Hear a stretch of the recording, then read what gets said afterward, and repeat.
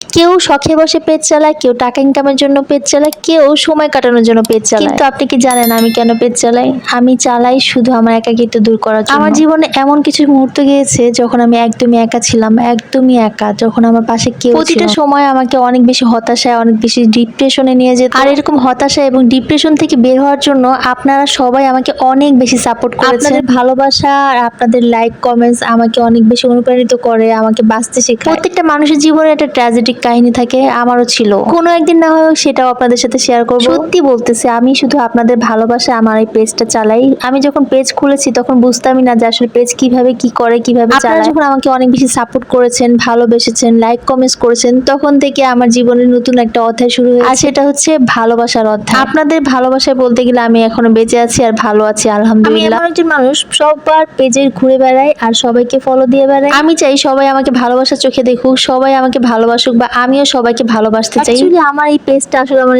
Page না, এটা আমার একটা পরিবার। সবার সাথে আমি যোগাযোগ রাখার সবসময় চেষ্টা করি। কেউ যদি একবার আমাকে ভালোবাসা দেখে তাহলে আমি তার ভালোবাসার মানুষই হয়ে যাই। মানে কেউ একটুখানি ভালোবাসা দিলে আমি ডবল দিয়ে আসি। ফেসবুকের জগতে এসেও জানলাম সবাই হিংসা করে। অ্যাকচুয়ালি অনেকেই দেখেছি যাদেরকে ফলো করেছি কিন্তু তারা ফলো ব্যাক করেনি, অথচ তারা আমাকে কমেন্টস করেই যাচ্ছে। আপনারা দুনিয়াতে তো মানুষের সাথে হিংসা করেন, আবার ফেসবুকে ইনকাম করার জন্য এখান থেকেও হিংসা করেন। কি আজব মানুষ আপনারা, তাই না? এই একটুখানি জীবনে এত হিংসা করে কি করবেন বলেন তো? আমার কাছে তো মনে হয় সবার সাথে মিলেমিশে ভালোবাসা ভাগাভাগি করার মধ্যেই শান্তি। আর আপনাদের কাছে কি মনে হয় বলেন? কিছু কিছু টাউট বাটপার আছে, সেগুলো আবার ফলো দিয়ে আবার ব্যাক করে উঠিয়েও নাই, আনফলো করে দেয়। কি আশ্চর্য ভাই, না দেখতে ইচ্ছা করে না দেখ তো ফলো দিয়ে আবার আনফলো করার কি মানে হয়? আসলে এরা নিজেদেরকে অনেক বেশি চালাক মনে করে, এদেরকে বইলা আসলে কোনো লাভ নেই। মানুষে মানুষে কত ভেদাভেদ না, কেউ কাউকে ভালোবাসে, অনেকেই আছে যাকে ভালোবাসা দিলে অনেক বেশি আপন করে নেয়, আর কেউ কাউকে ভালোবাসা দিলে তার উপর দিয়ে দেখায় যে আসলে ভালোবাসা আসলে সত্যি, কিন্তু সে আপনাকে ভালোবাসে। কিন্তু যেই মানুষের মন ক্লিয়ার সে কিন্তু অনেক বেস্ট, পৃথিবীতে তার জন্য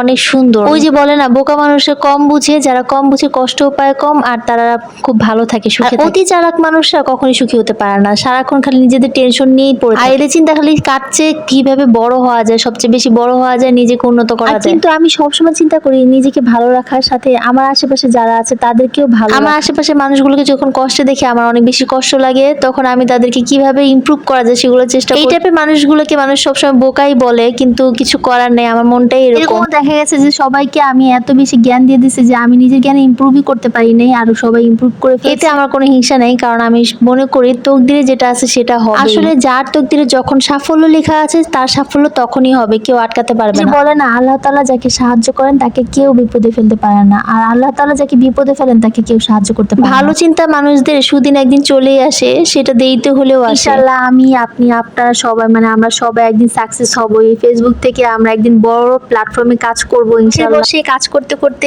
যখন আপনাদের ভালোবাসা পাওয়া শুরু করলাম, তখন মনে হইলো যে একটু ইনকাম করাও দরকার। আর মানুষ টাকা ছাড়া কাউকে সাহায্য করতে পারে না, টাকা হইলেই মানুষ মানুষকে সাহায্য করতে পারে, ভালোবাসতে পারে। আসলে ভালোবাসার আরেকটা ডিফিনেশন হচ্ছে টাকা। আপনাকে ভালোবাসা প্রকাশ করতে গেলেও টাকা দিয়ে একটা কিছু গিফট কিনে তাকে দিতে হবে, নতুবা সে বুঝবেই না যে আপনি তাকে ভালোবাসেন। পৃথিবীতে এমনটাই হয়ে গেছে, এখন সবকিছু টাকার উপরেই চলে। শাড়ি পরেছিলাম, সাথে কিন্তু শিফাও আসছে আমাদের বাসায়, তো আম্মু আজকে ফুচকা বানিয়েছে, মানে আমার ছোট বোন, মানে যে মেজো বোন বানিয়েছে ফুচকা, তো ওদেরকে ডাকতেছিলাম খাওয়া। আমার মেজো বোনটা যখনই বাসায় থাকে তখনই একটু ফুচকা চটপটি এগুলো রান্না করে। তো আমাদের বাসায় সবাই ফুচকা অনেক বেশি পছন্দ করে, কিন্তু আমি আজকে চটপটি বানিয়ে খাচ্ছিলাম, অনেক বেশি ভালো লেগেছে। সবাইকে একটা কথাই বলতে চাই, প্লিজ প্লিজ প্লিজ আমার পাশে থাকবেন, অনেক বেশি ভালোবাসা দিবেন, আর আমি যাতে আপনাদেরকে অনেক বেশি ভালোবাসা দিতে পারি সেইভাবে একটা সাবস্ক্রাইব করে দিবেন। Thanks for watching, tata.